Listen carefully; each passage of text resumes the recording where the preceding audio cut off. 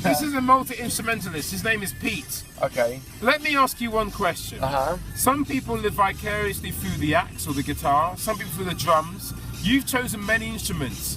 What is the decision-making process behind learning many different ways to express yourself creatively? Well, actually, I was originally a cellist, which I still am, but there's the visceral nature of dealing with strings, which is something that I've always found fascinating. Something about the sort of the tension and release of altering pitch, rhythm and texture by using strings, boxes with strings. Because that's all string instruments are, a guitar, a cello, a sitar, they're all just boxes with strings on them. And when I was in my first year of undergrad studying composition at Birmingham Conservatoire, I had the pleasure to meet my sitar teacher who was giving a talk about Indian classical music, and it just totally resonated with me. So he's taken me under his wing and taught me about Indian classical music ever since. So I'm, and actually, interestingly, the technique on the cello is extremely transferable to the technique on the sitar, because the strength in the fingers lies specifically with the first two fingers, especially on the sitar, but on the cello too, because you always extend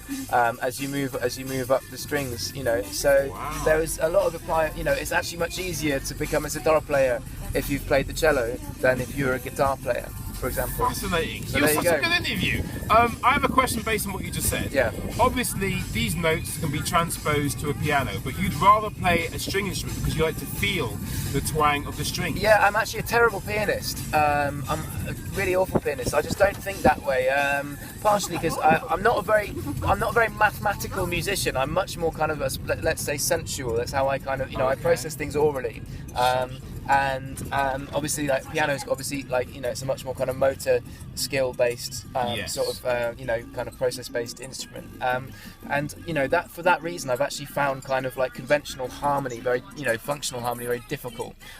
Even in my sort of when I was having to like do fugue and stuff in my third year and all the kind of like serious heavy counterpoint stuff, I found that much more challenging than learning the extremely sort of intricate sort of structures within Indian classical music, because that sort of follows a linear structure as opposed to a vertical structure. Equally as complex, but just moving in a different way. And again, like strings, obviously, a melodic instrument, it works in a linear fashion. So, something that I find really interesting. We're going to continue this interview if you're using a light underneath your chin. Have you got a phone? Because right now it looks like you're in some kind of witness protection program. It's all right. And I don't want that. We need to see your face. We've got my face. That is awesome. So you can turn the car light off if you want. Hey, Holly, turn off the car light, because Holly, obviously no car light now, please. Thank you. This is a serious interview. Obviously, this is serious journalism, because we organised an interview weeks in advance, didn't we, Pete? We did, yeah. There we go. Excellent. How's that? Is it a horror film? It's not bad. Oh, look at this. Oh yeah. It's good. It's good lighting. Wow. I want to ask you a little bit more of a tangent.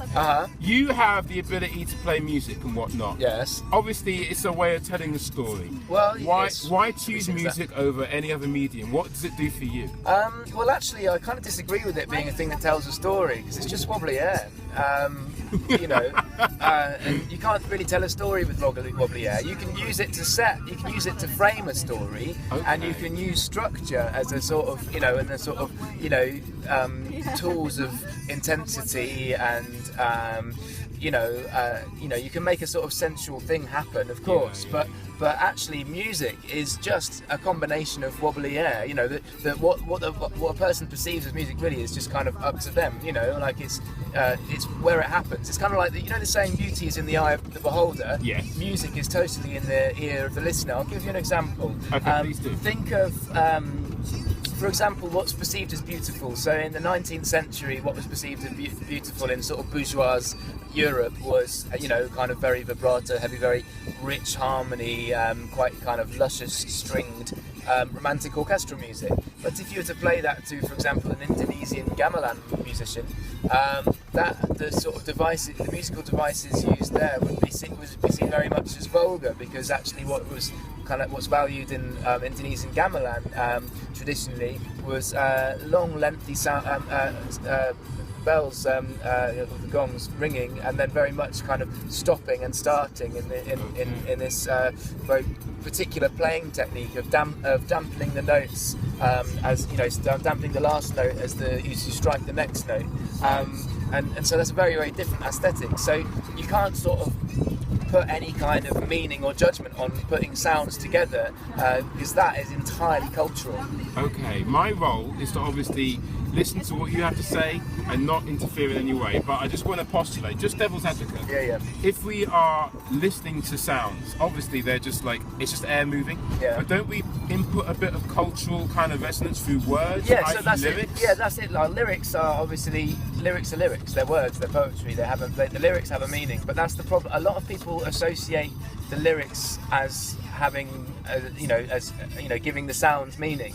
Whereas actually the lyrics give the lyrics meaning, and the sounds support the lyrics.